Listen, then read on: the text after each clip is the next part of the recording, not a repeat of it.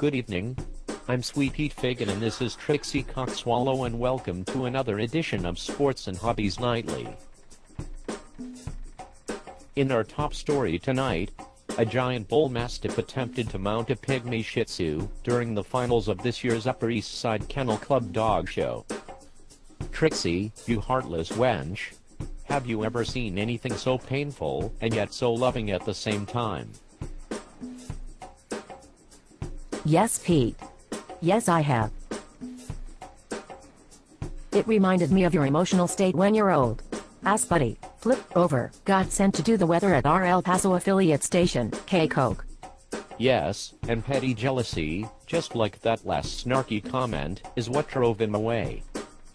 God, I miss that hairless bastard. I miss his sweet musk. You've no doubt heard the expression balls of steel.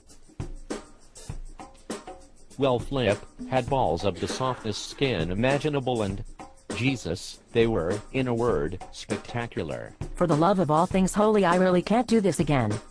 He was cross-eyed, had a lisp, and was a lifelong stammerer, for Christ's sakes. He was a mythical god, you talentless whore. I'm serious. One time at the company softball game, it was tie score in the last inning. Bases were loaded, and Flip stew up. And that gladiator had his bat in his hands, and was seeing more balls than workers at a Chinese Benoit factory. Trouble was, he was still on the trainer's table in the goddamn clubhouse, with 6 young teenagers who'd won an honorary Bat Boy sweepstakes. Imagine half a dozen bright-eyed Charlies, when they first entered Mr. Willy Wonka's chocolate factory. And those gobstoppers, they were anything but everlasting, if you get my drift.